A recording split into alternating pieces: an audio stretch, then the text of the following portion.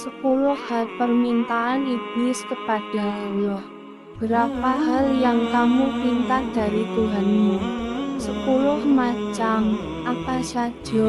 Aku minta agar Allah membiarkanku berbagi dalam harta dan anak manusia. Allah mengizinkan. Allah berfirman, berbagilah dengan manusia dalam harta dan anak, dan janjikanlah mereka. Tidaklah janji setan kecuali tipuan. Quran Surah Al-Isra ayat 64. Harta yang tidak dizakatkan aku makan darinya. Aku juga makan dari makanan haram dan yang bercampur dengan riba. Aku juga makan dari makanan yang tidak dibacakan nama Allah. Aku minta agar Allah membiarkanku ikut bersama dengan orang yang berhubungan badan dengan istrinya tanpa berlindung dengan Allah, maka setan ikut bersamanya dan anak yang dilahirkan akan sangat patuh kepada syaitan. Aku minta agar bisa ikut bersama dengan orang yang menaiki kendaraan bukan untuk tujuan yang halal. Aku minta agar Allah menjadikan kamar mandi sebagai rumahku. Aku minta agar Allah menjadikan pasar sebagai masjidku. Aku minta agar Allah menjadikan syair sebagai Quranku. Aku minta agar Allah menjadikan pemabuk sebagai teman tidurku. Aku minta agar Allah memberikanku saudara, maka Dia jadikan orang yang membelanjakan hartanya untuk maksiat sebagai saudaraku.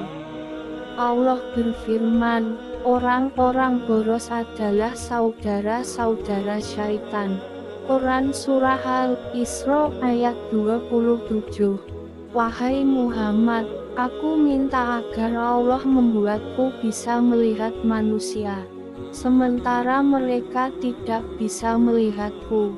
Dan aku minta agar Allah memberiku kemampuan untuk mengalir dalam aliran darah manusia. Allah menjawab, silahkan, dan aku bangga dengan hal itu hingga hari kiamat. Sebagian besar manusia bersamaku di hari kiamat.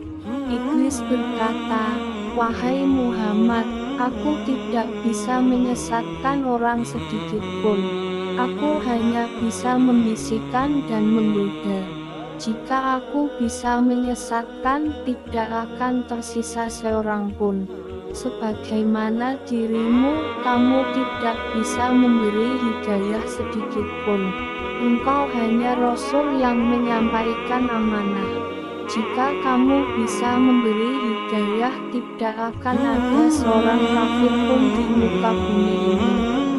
Kamu hanya bisa menjadi penyebab untuk orang yang telah ditindukan sengsara. Orang yang bahagia adalah orang yang telah ditulis bahagia sejak di perut ibunya. Dan orang yang sengsara adalah orang yang telah ditulis sengsara semenjak dalam kandungan ibunya. Rasulullah lalu membaca ayat yang artinya, mereka akan terus berselisih kecuali orang yang dirahmati oleh Allah. Quran Surah Hud ayat 118-119. Juga membaca yang artinya, sesungguhnya ketentuan Allah pasti berlaku. Quran Surah Al-Ahzab ayat 38. Iblis lalu berkata, wahai Muhammad Rasulullah, takdir telah ditentukan dan karena takdir telah kering. Maha suci Allah yang menjadikanmu pemimpin para nabi dan rasul, pemimpin penduduk surga, dan yang telah menjadikan aku pemimpin makhluk-makhluk celaka dan pemimpin penduduk neraka. Aku si celaka yang terusir. Ini akhir yang ingin aku sampaikan kepadamu. Dan aku tidak berbohong. Sampaikanlah risalah ini kepada saudara-saudara kita, supaya mereka mengerti dengan benar apakah tugas-tugas dari iblis atau syaitan tersebut, sehingga kita semua dapat mengetahui dan dapat mencegahnya dan tidak menuruti bisikan dan godaan iblis atau syaitan. Mudah-mudahan dengan demikian kita dapat setidak-tidaknya membuat hidup ini lebih nyaman dan membuat tempat serta lingkungan kita lebih aman.